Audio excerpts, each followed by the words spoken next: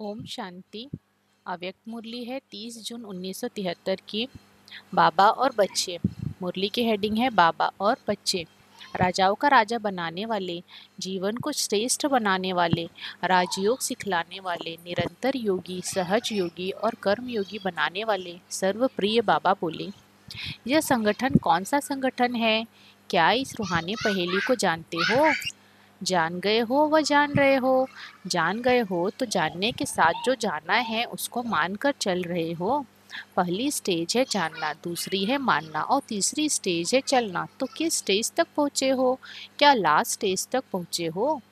जिन्होंने हाँ की उनसे प्रश्न है कि लास्ट स्टेज अर्थात तीसरी स्टेज क्या एवर लास्टिंग है?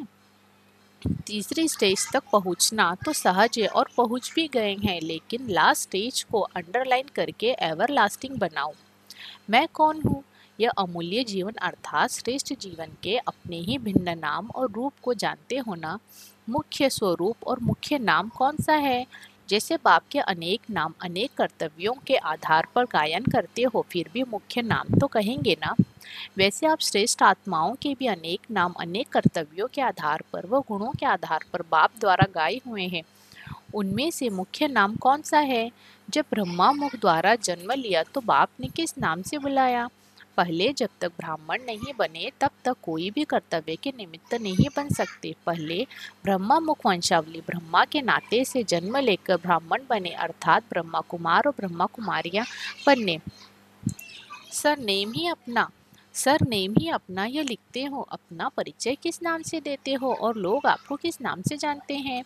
ब्रह्मा कुमार व ब्रह्मा कुमारियां इस मर्जीवा जीवन की पहली पहली छाप यह लगी ब्रह्मा कुमार और कुमारियां अर्थात ब्रह्मा कुमार और ब्रह्मा कुमारियां अर्थात श्रेष्ठ ब्राह्मणपन की।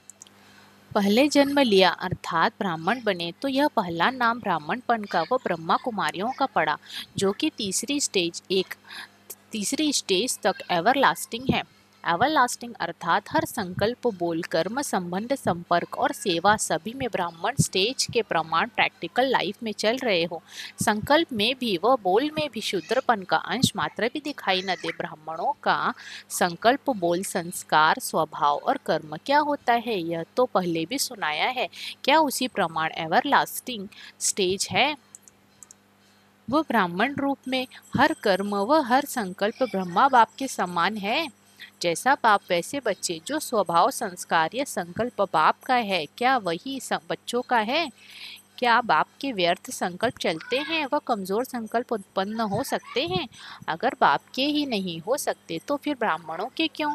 बाप अचल, अटल, अडोल स्थिति में सदा स्थित हैं, तो ब्राह्मणों का व बच्चों का फर्ज क्या है? लायक बच्चे का फर्ज कौन सा होता है?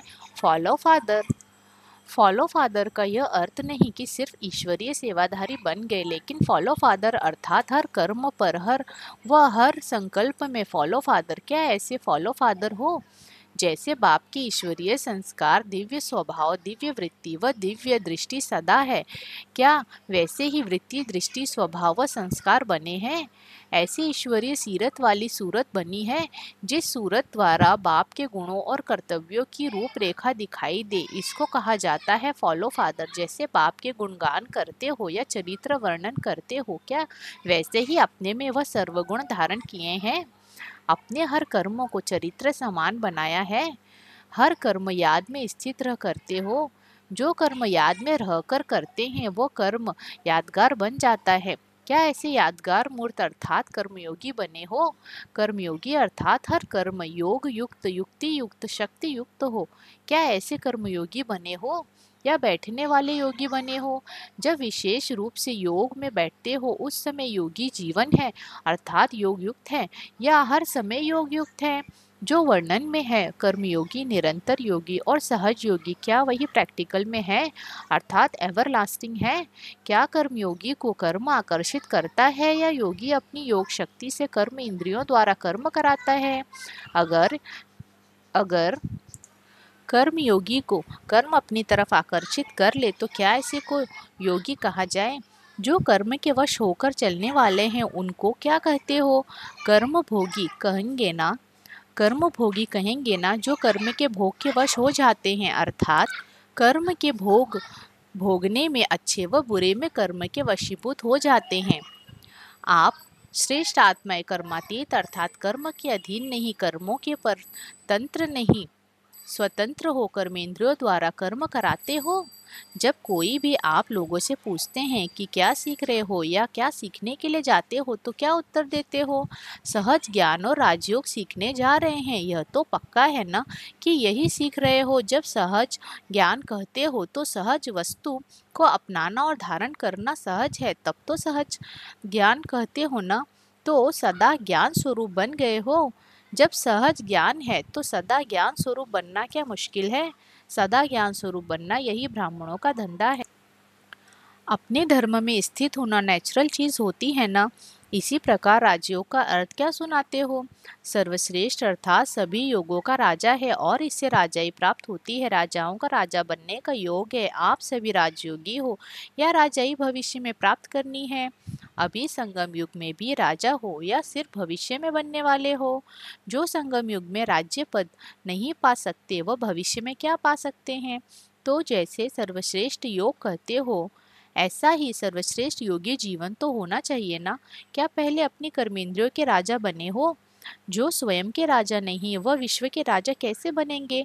क्या स्थूल कर्मेंद्रियों व आत्मा की श्रेष्ठ शक्तियां मन बुद्धि संस्कार अपने कंट्रोल में है, अर्थात उन्हों के ऊपर राजा बनकर राज्य करते हो? राजयोगी अर्थात अभी राज्य चलाने वाले बनते हो। राज्य करने के संस्कार व शक्ति अभी से धारण करते हो। भविष्य 21 जन्म में राज्य करने की धारणा प्रैक्टिकल रूप में अभी आती है। सहज ज्ञान और राजयोग तीसरी स्टेज तक आया है। सहज ज्ञान और राजयोग तीसरी स्टेज तक आया है।